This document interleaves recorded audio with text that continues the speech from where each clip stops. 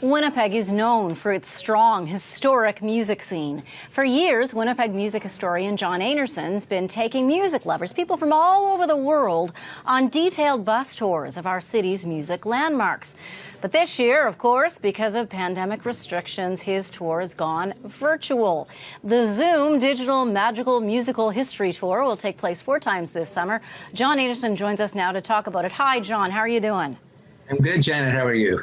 I am good. Someday I want to take the real in-person bus tour. But if I took this virtual one with you, what would surprise me the most? Well, we recreate the actual tour itself, starting at the Forks and following the route we always did.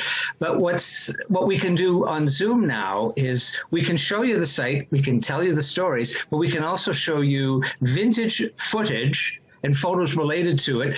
And music related to it as well. So it's an enhanced version of the live tour. What's surprising is what I find, even people from Winnipeg who take the tour, when they get off the bus, 3-hour tour, they always say this. They said, I didn't know that. You know, there's a lot of history hidden in plain sight here in Winnipeg, and probably plenty of people who live in the south end of Winnipeg have driven down Grosvenor Avenue without realizing they've driven by the house that Neil Young started his career and began writing songs and rehearsing his bands in that house. So that's the kind of thing that we go for. What are some of the greatest locations, your favorite places to take people to? Oh, well, the house that Burton Cummings and his mother lived with his grandparents on Bannerman is very, very important because it's in the living room of that house at a piano that's now in the Pembina Salisbury house. He and Randy Bachman wrote These Eyes, and they wrote it in half an hour, and it's the song that changed their lives forever. So that's an important spot. And another house is on 160 Luxton, and that's where Randy was living in 1969 when he wrote what would become Taken Care of Business. And it's interesting that he played that song for the other guys in the Guess Who, and they thought it was a lousy song, and they wouldn't do it. So years later, he brought it up to the guys in BTO, and they agreed to do it. But there are a number of places that are gone now, and that's kind of interesting too, because we go by where the Town and Country nightclub used to be on Kennedy Street, just north of Portage. And it's at the Town and Country that Barbara Streisand in 1961 was booked to do 2 weeks at the club, lasted 3 days, and was fired. And she vowed she'd never come back to Winnipeg, and true to her word, she has never come back. Why was she fired? She had trouble relating to audiences. This was the first out-of-town gig she'd ever done. She'd always played for audiences in New York. So she kind of thought that the people here were hicks. And she even made a comment to a Free Press reporter saying she was surprised that people were wearing short sleeves in a nightclub.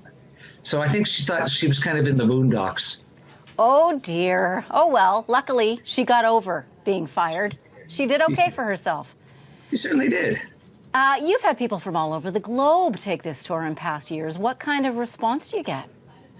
Well, it's interesting that you get Neil Young fans, and they're the ones that come from all over the world because, I mean, we pass a lot of Neil Young sites. The place where he first made his recordings in 1963 at what was CKRC Radio Studio in the Free Press building on Carlton, just off Portage. And it's there that for Neil's first recordings, Harry Taylor was the recording engineer, and he said to Neil, "You're a good guitar player, kid, but you'll never make it as a singer." And another guy that carried on and did very well. It's Neil Young fans that come from all over the world. We've had them from Australia, just about every state in the United States, England, Germany, France, but it's also Guess Who fans as well, and people from across Canada. But the majority of the people who do take the tour are local. And again, they grew up with the music, they grew up with the bands and the recordings, but never knew the location of all these great historical sites. And now you're able to enhance it with all the archival footage and stuff. So yes. I'm really, you've got my interest, Johnny. When do I sign up? How do these tours, how do I get involved?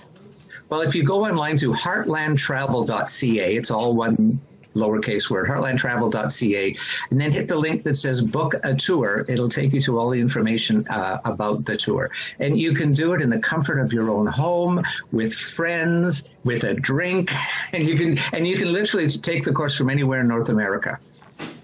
Well, John, thank you so much for joining us to tell us about it. My pleasure. Thank you.